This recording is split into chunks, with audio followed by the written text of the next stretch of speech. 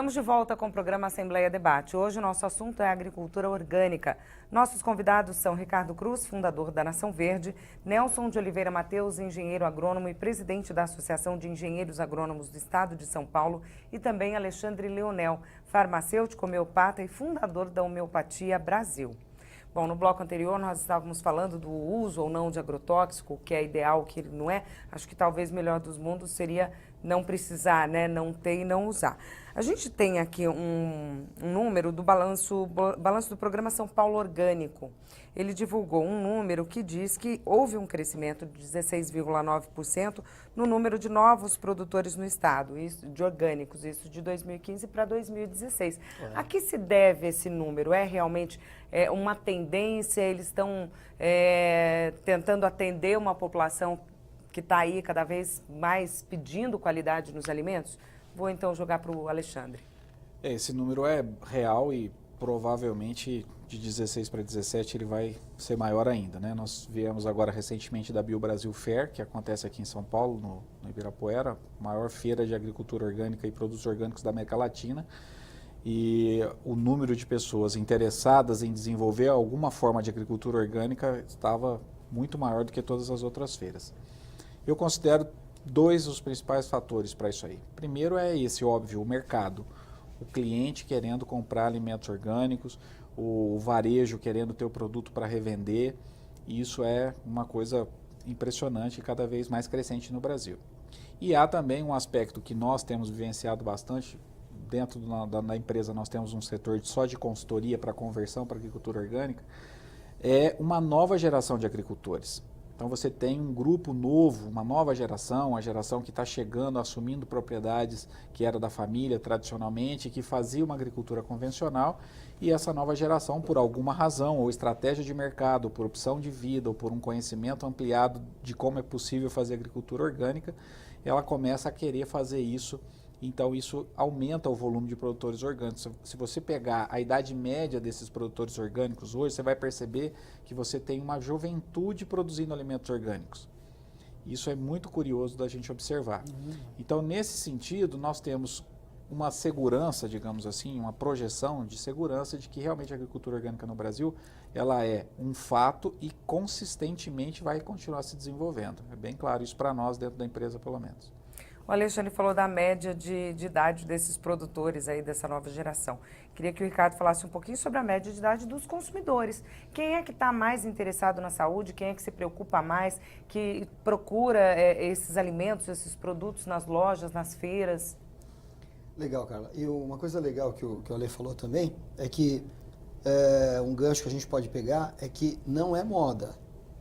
Não é uma moda, tá? É uma consciência.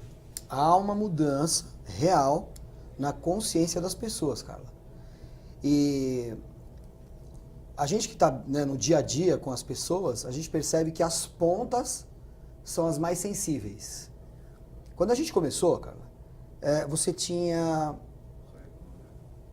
um mercado basicamente maduro, né? Somente as pessoas mais velhas realmente é que davam atenção a esse mercado, tá? Hoje não.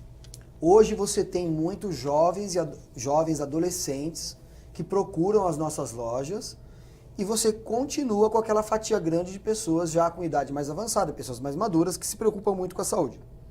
Então hoje são as pontas. Então nós podemos pegar assim, dos 15 aos 25 anos de idade, você percebe hoje, né, uma preocupação das pessoas, ainda que seja curiosidade, e as pessoas acima dos 45 anos, você percebe nitidamente que elas preferem comer menos, comer com mais qualidade, né? Ouvir o que você tem a dizer, ler a respeito, se informar, aprender a ler contra rótulo, né? Aprender a entender o que está escrito, né? Nos produtos, né? E a valorizar o produto não só pelo preço. Porque, Carla, o produto orgânico, ele ainda tem um valor superior ao produto convencional. Não é mais o que era, né? Assim, não preciso nem falar de década, né? Se você puxar de 5 anos para cá, o produto orgânico, ele tem a sua curva descendente com relação ao preço. Ele tem caído mesmo, né? E tem alguns casos que se aproxima, dependendo da época do ano, se aproxima do convencional. Mas as pessoas, cara, elas têm ainda um preço administrado, né? Elas têm um preço na cabeça delas. Elas ainda administram o preço do orgânico como sendo caro. Elas já partem desse pré-julgamento. Elas pensam que é caro. Já foi. Já foi. Tem uma pesquisa aqui da Organis Brasil, que é recente, uma pesquisa deles mais recente, dizendo que 41% dos entrevistados afirmaram que não compram porque os preços são inacessíveis. Né? Porque a família, às vezes, né, tem 5 pessoas na família, então o consumo é maior e aí, no final das contas, a sacola da feira fica mais cara mesmo, né? Dá uma diferença grande. Se você é uma pessoa, né, a família é pequenininha, até que não. Né? Mas as pessoas ainda reclamam muito do preço e reclamam também que não tem lojas especializadas tão perto de casa. Eu já reparei que em feiras livres, geralmente tem uma barraca que concentra toda a produção de orgânico, né? Então ela já coloca barraca do orgânico, que é para as pessoas identificarem de uma forma mais fácil. Mas também reclamam que as lojas não são perto, não são tantas lojas, né? Não tem tanta opção. Isso deve mudar, né? Até por conta disso, esse crescimento de quase 17% nos produtores, né? Sim. Justamente para atender esse pessoal. Isso acontece no comércio, no varejo, e eu vou dizer para vocês como é que a coisa tem acontecido, né? As pessoas vão tentar encontrar um caminho, vão tentar encontrar um meio. Como a certificação custa e demora, e as pessoas precisam sobreviver, o que tem sido feito é que esses produtores têm se unido e trocado produtos, levado esses produtos até entrepostos, por exemplo, no CEAGESP tem um entreposto lá, e alguns comerciantes, os da feira e empresas e lojas como a nossa, eles vão e buscam esses produtos onde eles sabem que são orgânicos, porque acompanham a plantação. Então há uma certificação informal. Isso está acontecendo. Tá? Sobre a certificação formal, a gente já falou um pouquinho sobre ela aqui, e o Ricardo levantou a questão dela ser cara, né? Cara uma certificação, e leva tempo, né? Um produtor convencional, para ele se tornar um produtor de orgânico, ele tem que estar muito bem preparado de dinheiro, até para ficar um tempo ali nessa incerteza de produção, essa transição requer o que do produtor? É tempo, é dinheiro, é investimento? As duas coisas. Ele tem que estar preparado, se ele for levar como manda o figurino, como exige a legislação, como já foi dito aqui anteriormente, é tempo e investimento, é muito dinheiro.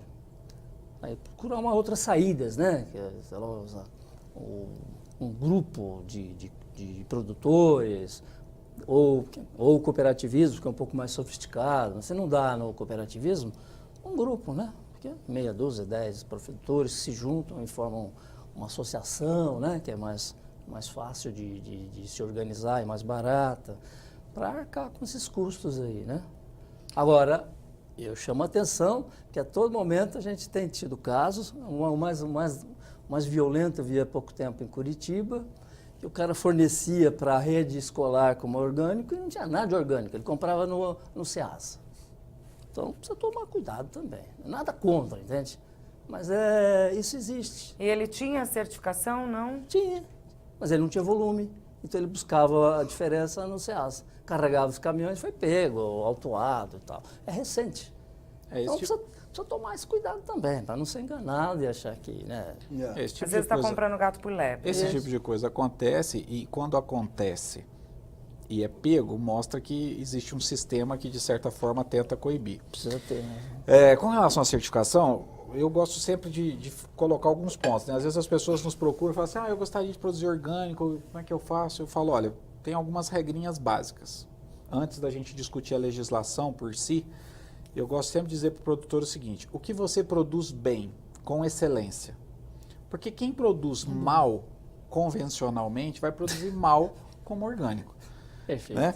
Então, se o cara é um péssimo produtor de café convencional, não é ser orgânico. Mudar a forma de que produzir vai mudar, não faz entendeu? milagre. Né? Aí eu brinco muito falando, não adianta você se Bom. transformar num produtor largânico, aquele que larga a lavoura lá e depois vai ver o que dá.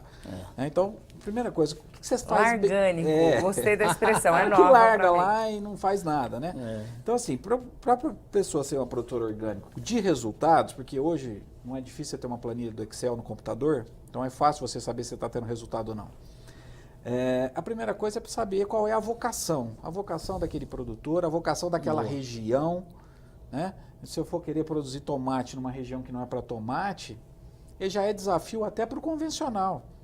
Então é preciso adequar a vocação do produtor e a vocação do local. Isso é uma exigência, uma regra. Ninguém pode ir para um negócio se não for dessa forma, né? Então, por exemplo, em cafeicultura orgânica, existem algumas variedades que não se adaptam à cafeicultura orgânica. A demanda de controles fitossanitários não se segura nem no convencional. E depois, então, a gente vai para o rito propriamente dito da certificação. Aí, para a gente ser simplista aqui, hoje a certificação Brasil, né, são 18 meses do tempo zero, ou seja, do momento em que aquela área vai ser classificada como área em conversão, até eu poder tirar a primeira safra com selo de orgânico. Então, nesses 18 meses, os produtos que por acaso venham a ser produzidos lá, não poderão utilizar nenhuma tecnologia que não seja permitida pela agricultura orgânica. E mesmo assim não serão classificados como orgânicos, só serão classificados depois de 18 meses na auditoria de certificação. Então, nesse período de 18 meses, que seria o período de descanso do solo para o uso de agrotóxico e o período de adaptação do manejo, o ideal é que o produtor tenha uma segunda área ou uma segunda fonte de renda para que ele consiga continuar a sua qualidade de vida e a manutenção da propriedade, né, e que ele consiga chegar no momento da certificação com fôlego para trabalhar. Isso é um ponto fundamental. Então, são 18 meses. E um terceiro aspecto, né, que eu gosto sempre de destacar para o cliente é o seguinte: para quem você vai vender? Porque esse é um outro problema, que apesar do Ricardo estar colocando que precisa de produto e tal, você precisa ter uma estratégia comercial como produtor orgânico, entendeu? Não basta você dizer que daqui 18 meses você vai ter uma safra de tomate orgânico. Porque se você colocar ele em cima do caminhão e vir aqui para São Paulo para tentar vender, você caiu no mercado de tomate, até alguém entender que você é orgânico, que vai poder pagar um ágio por isso. Então você precisa, nesses 18 meses, além de ter esse processo de conversão, você precisa ter uma estratégia comercial para atingir o mercado. Então nós temos um produtor, ele é um melhor exemplo. Eu sempre brinco com ele e falo assim: Ricardo, como é que está o preço do café no mercado? Ele é produtor orgânico. Ele diz assim: eu não sei quanto está o preço do mercado no mercado, porque eu não produzo café para vender, eu só produzo café vendido. Então essa é a estratégia perfeita. Ou seja, o Ricardo, quando ele faz uma área na fazenda dele, faz um plantio de café orgânico, ele já tem um comprador desse café, entendeu? Para daqui 2 anos, que vai comprar a safra e vai vender. Então, esses 3 pilares são fundamentais. Vocação da área e do produtor, o prazo da legislação em que você tenha um amparo como sobreviver financeiramente e ter um mercado comprador no final. Perfeito. Muito bom. Se você cumprir esse tripé, não tem como dar errado a agricultura orgânica. E esse mercado comprador, diante de tudo que a gente está falando, desse aumento percentual de produtores de orgânico, a procura que o Ricardo falou, né, que é crescente também, que ele sente isso lá na ponta, é difícil de ter essa garantia do mercado comprador? Não, não é difícil, mas é preciso ter uma estratégia de negócios. Já está estabelecida, porque né? Comprador, agora eu vou pensar porque eu vender. Porque o mercado é o mercado, né? Então, antigamente, né, há 10 anos atrás, a maior dificuldade de fazer agricultura orgânica era insumos. Todo agricultor orgânico que você ia conversar, ele falava: é muito difícil fazer agricultura orgânica porque eu não tenho insumo. Eu não tenho fertilizante permitido, eu não tenho defensivo permitido. É muito difícil fazer agricultura orgânica. Hoje essa realidade mudou completamente. Hoje você tem empresas especializadas só em produzir insumos para agricultura orgânica. Então, se você tem consumidor e tem como produzir, o que você imagina? Que também vai ser um pouquinho mais fácil produzir. Então, você vai ter concorrência. Então, se todo mundo resolve produzir tomate orgânico, o mercado vai olhar e falar: bom, tomate orgânico pode abaixar o preço, porque tem muito sobrando. É por isso, vamos explicar um pouquinho a questão do preço, né? Que a gente colocou que já foi muito maior, né, a diferença, agora está um pouco menor essa diferença. Isso. Vamos explicar por que existe essa diferença entre o produto convencional e o orgânico? Olha, eu quero falar. Fica à vontade. Eu quero falar, Carla, da minha vivência, né? Espero que o pessoal aqui não fique bravo comigo pelo meu testemunho. Não vou dizer nem sinceridade. Vou dizer testemunho, eu vivenciei, né? E o que eu vivenciei, pessoal, foi o seguinte. No início da década de 90, esse movimento começou, né? Não que ele não existisse antes, Mas ele começou como um movimento. No início da década de 90, foi o que eu consegui detectar, conversando com os filhos dos donos da terra. Então, assim, a minha experiência ela é realmente empírica, né? E o que ficou claro para mim nessas minhas andanças? Vamos plantar orgânico porque o orgânico dá dinheiro. E o convencional não dá. Então, eu sei que o que eu vou dizer agora vai chocar um pouco. Mas o orgânico, ele não tem nenhum motivo para ser mais caro que o convencional. Nenhum motivo. Tá? Espero que o pessoal... Tá. Concordo Eu com sei isso. que É a tem lei gente- da oferta e da procura, na verdade. tem Esse gente é o se- motivo, seria, né, na Tem- sua opinião. É, a o lei da único que oferta explicaria. da, Eu da, acho da que eu procura, arrumei né? alguns- Tenho menos, eu seguro Ale. e coloco um pouquinho... É isso. Acho, Carla, que eu arrumei uns inimigos hoje.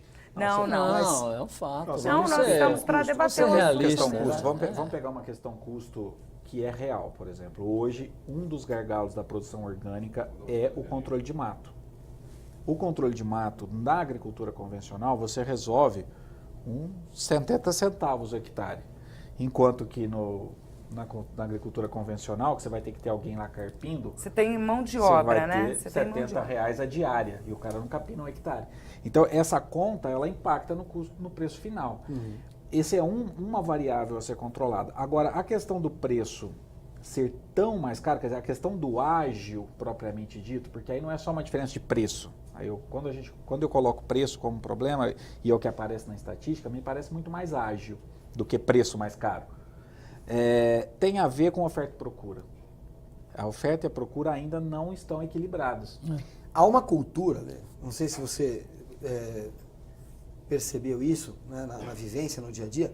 Há uma cultura, Carla, da década de 90, em que era assim: o que você está produzindo? Ah, eu estou produzindo tal produto convencional. Para, rapaz. Planta orgânico, que orgânico dá dinheiro. Entendeu? Tinha E aí- isso. Não, certeza absoluta. Eu Sim, vivenciei claro. isso. Né? Eu vivenciei, conversando com pessoas. Por que você não baixa o preço? O produto não custa isso. Mas tem quem paga. Esse é o mercado. O mercado O pessoal é esse. paga. Então ficou um mercado destinado a quem pode pagar. Então ficou destinado à classe A, né? Então, esse é a vivência, é real. Né? Existe um custo um pouco maior do orgânico, mas ele está muito... Você está comprando uma coisa muito importante que é saúde. Então você tem que Sim. pagar mais caro por ela. Sim, mas né? veja. Algo do tipo. Vamos entender como nasceu. Porque essa frase eu ouvi em diversos pontos do estado de São Paulo, diferentes de pessoas que não se conheciam. Sim. Né? Eu ouvi essa frase. Claro. Né? Então, havia um mindset ali, havia uma mentalidade da época. E essa mentalidade, ela tem aí uns 20 anos já. Né? Então, tá arraigada. O que o Ale falou é importante, porque existe um custo de manejo que é um pouco superior. É bem verdade que esse custo, pela minha observação, ele não se dá em todas as culturas. Mas ele se dá.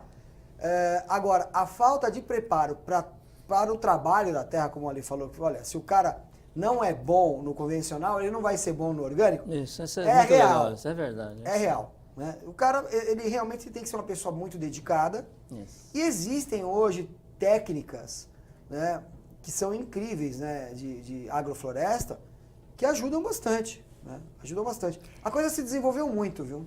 Sobre as técnicas de manejo, né, o manejo que de repente custa mais, eu já vi em algumas propriedades que eu também visitei, né, como jornalista, que tem algumas pragas e tem alguns matinhos que são amigos da cultura, né? Aqueles lá você não precisa tirar. Então não são em todos os casos que é preciso ter esse manejo, né? Nesse sentido que eu disse, quer dizer, quando você olha para o manejo e compara o manejo convencional para o manejo orgânico, pode ser que na contabilidade fria exista sim uma diferença de preço, de custo de produção. É claro que vai existir.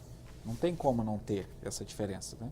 Você come um à la carte e come um self-service por quilo, no final você tem uma diferença de custo qualquer, vai ter que ter. Agora, o restante me parece muito mais ágil, provocado pelo próprio mercado. Eu não sou especialista nisso, mas é o que eu percebo. Né? Em alguns segmentos você tem sim um ágio provocado por essa questão da oferta e da procura ser tão deficitária essa relação ainda. Agora, isso não justifica, e aí eu tenho que fazer uma crítica mesmo, já que nós estamos falando, o debate é uma crítica, nós ainda reclamamos muito do preço da comida produzida pelo agricultor na ponta. Né? A sacola que sai do varejão com refrigerante é mais cara do que a sacola que sai do varejão com comida. E Perfeitamente. a gente não reclama do preço do refrigerante, não reclama do preço da latinha, da caixinha, do potinho, né? Então, é que fica essa sensação de que o produto produzido pelo produtor, isso aí é uma coisa tão simples, é só plantar lá e é caro. Isso nasce, né? Nasce. Dá Mas sozinho. Tem um monte de coisa que fez, né? Com que aquilo Exatamente. nascesse e fosse para feira. Exatamente. Acho que isso isso é culpa do Peruvagem de Caminha, viu? A nossa- Porque É só uma plantando cultura, a gente né? dá, Uma tudo cultura. dá aqui.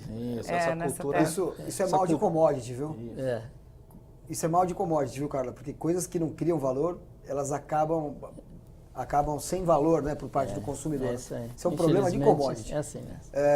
Quando você tem um produto industrializado, por pior que ele seja, a propaganda é que dá o preço dele, né? Que faz com que ele seja desejado, né? Já uma cenoura sofre com Formado isso, em né? marketing. Bom, gente, infelizmente eu vou ter que abrir agora para as considerações finais. Vou começar então aqui pelo seu Nelson. Pode ser? Claro. Veja, eu acho que essas formas de produção agrícola, elas vão conviver por um bom tempo. Eu acho que está tomando um rumo muito interessante. Vou dizer um exemplo que eu recente, estava comentando agora há pouco. A Secretaria da Agricultura do Estado de São Paulo criou um grupo de trabalho de orgânicos. É inédito isso. Agora, em 2017, recente. Isso não existia. Então, acho que, primeiro, tem que haver uma convivência. Mais do que isso, nós estávamos trocando ideia, chegamos um pouco antes, estávamos trocando ideia aqui, assim, precisa haver o diálogo entre essas duas agriculturas. Um diálogo. Porque umas têm uma série de coisas boas, as outras também têm, às vezes de organização, de método, de produção, uma série de coisas, que a agricultura orgânica vai ter que buscar isso aí. Né? Isso é fundamental. E finalizo só dando um dado que é assim estarrecedor, a meu ver, que assusta a gente. Em 1970, 3,6 bilhões de bocas no mundo. 2005, 6 bilhões e 450 milhões. Rumo aos 11 bilhões de bocas. Então, toda a agricultura, isso teve um incremento aqui de população, quase 75% em 35 anos.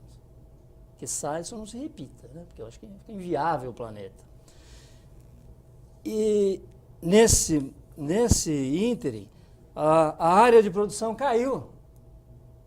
A área cultivada no mundo caiu quase 2%. A área cultivada. Então, quer dizer, isso é técnica, isso é agronomia, isso é o trabalho do setor. Engenharia mesmo. Engenharia agronômica, é isso. Agora, então com isso, essa conversa entre os setores é fundamental. Alexandre. Eu quero agradecer, né, essa oportunidade, agradecer a essa construção desse raciocínio. Eu acho que esse momento é um momento importante de construir essa ideia, e dizer que, em termos de tecnologia, a agrohomeopatia é uma tecnologia importante permitida para a agricultura orgânica. E todas as vezes que nós pensarmos em agricultura orgânica, nós estamos fazendo saúde pública, sem dúvida nenhuma.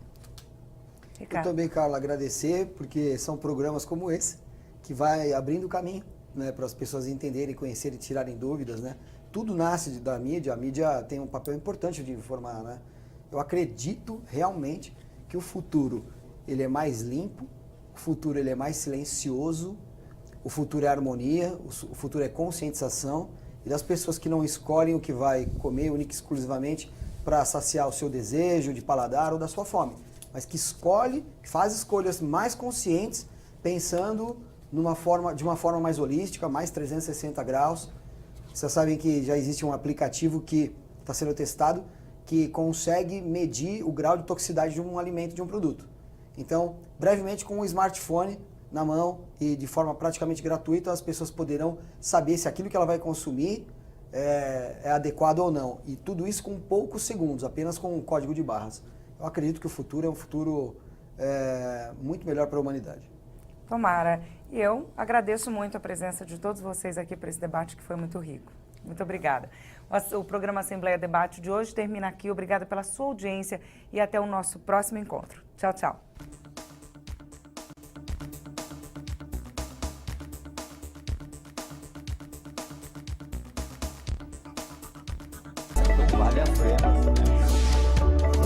próxima.